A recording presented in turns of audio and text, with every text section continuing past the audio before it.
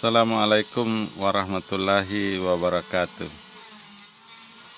Bersyukur kepada Allah dengan mengucapkan Alhamdulillahirabbil alamin. Berselawat kepada baginda Rasulullah dengan mengucapkan Allahumma sholli ala Sayyidina Muhammad wa ala ali Sayyidina Muhammad. Saya Samiun Ahmad dari Desa Lonjo Bokok Kompleks Masjid Nurul Ilmi menyampaikan ucapan selamat tahun baru 1442 Hijriah. Hari ini tepat 20 Agustus 2020 Masehi. Pada kesempatan siang ini, para pemirsa YouTube dimanapun berada, saya akan membagikan sedikit kisah tentang Nabi Ibrahim Al-Khalil, yang nama lengkapnya adalah Ibrahim bin Tariq bin Nahur bin Saruk bin Raghu bin Falik bin Abir bin Salik bin Arfaksad bin Sam bin Nuh. Menurut Al-Hafiz Ibnu Asakir menceritakan biografi Ibrahim Al-Khalil di dalam tarikhnya dari Ishaq bin Bisir Al-Khalil, penulis kitab Al-Mubtadah, bahwasanya ibu Ibrahim bernama Amilah. Kemudian ia menyebutkan tentang keadaan sang ibu ketika melahirkan Ibrahim. Dalam kisah yang panjang, Al-Kalbi berkata, nama ibunya adalah Buna binti Karbeta bin Karsi. Dia berasal dari Bani Arfaksad bin Sam bin Nuh. Ibnu Asakir meriwayatkan dari jalur lain dari Ikrimah bahwasanya ia berkata, sesungguhnya Ibrahim mendapatkan julukan Abu Daifan. Mereka berkata, tak kala usia Tariq mencapai 75 tahun, lahirlah Ibrahim alaihissalam, Nahur dan Haran. Di kemudian hari dari Haran lahirlah Lut. Jadi Lut adalah keponakan daripada Ibrahim alaihissalam. Adapun kisah yang saya akan bagikan pada kesempatan ini, yaitu kita shortcut tentang bagaimana Nabi Ibrahim menghadapi hukuman dari kaumnya setelah dia memusnahkan berhala-berhala ketika kaumnya pergi berpesta, dan dia sibuk memusnahkan berhala-berhala itu, sehingga dikatakan mereka berkata, bakarlah dia dan bantulah Tuhan kamu jika kamu benar-benar hendak bertindak. Kami berfirman, wahai api, jadilah kamu dingin dan menjadi keselamatan bagi Ibrahim.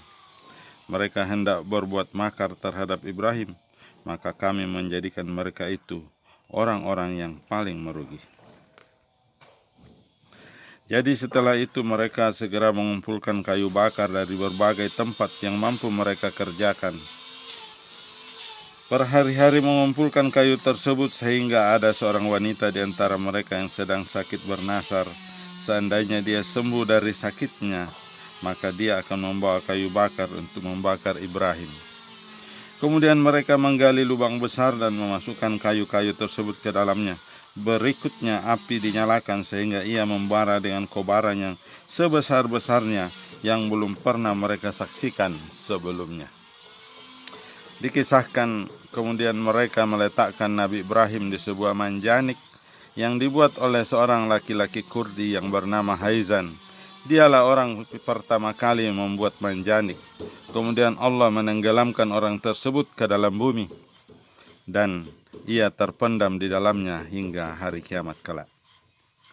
Kemudian mereka mengikat dan membelenggu tangan Nabi Ibrahim ke belakang pundaknya, sedang beliau senantiasa melantunkan kalimat La ilaha illa anta subhanaka rabbil alamin lakal hamd walakal mulk la syarikalah.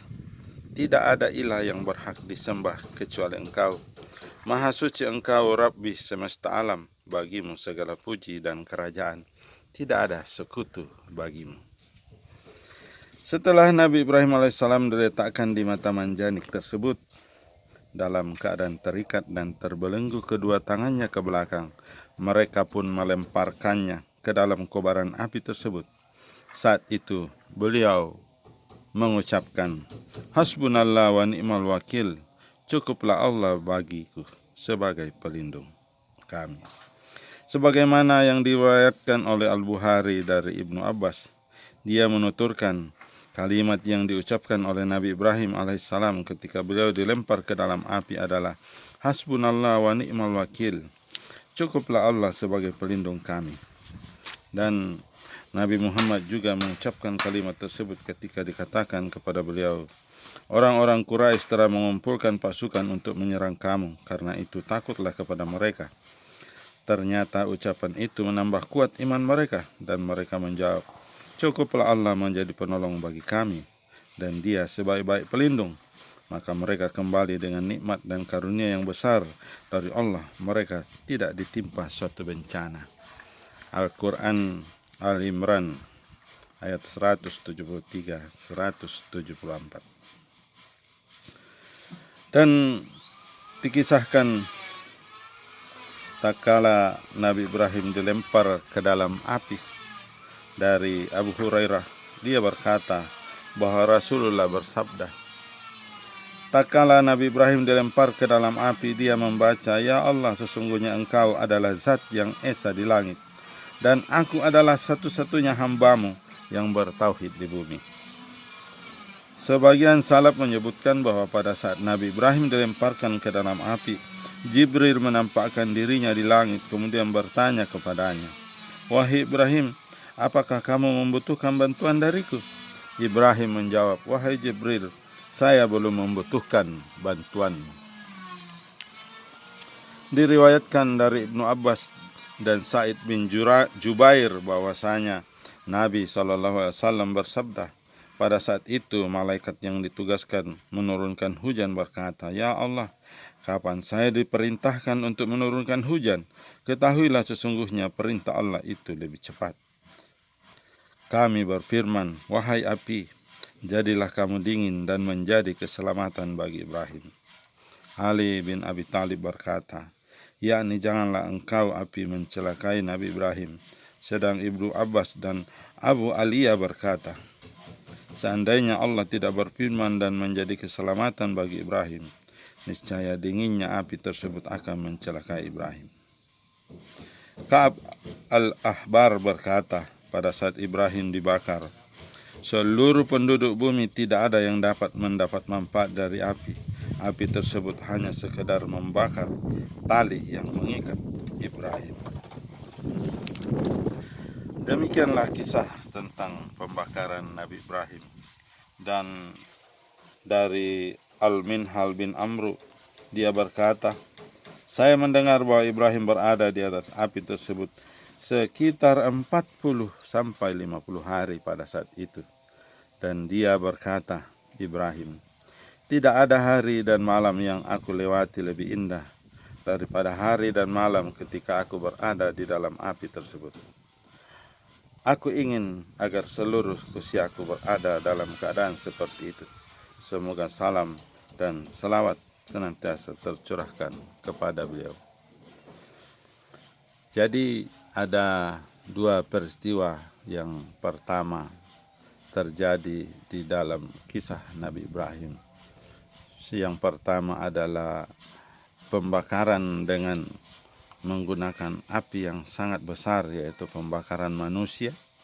Dan juga yang pertama membuat manjanik adalah pada saat Nabi Ibrahim akan dilempar dengan manjanik atau ketapel ke dalam tengah-tengah api. Suatu hari juga Nabi Ibrahim ingin mendapatkan sesuatu yang lebih dari Tuhannya.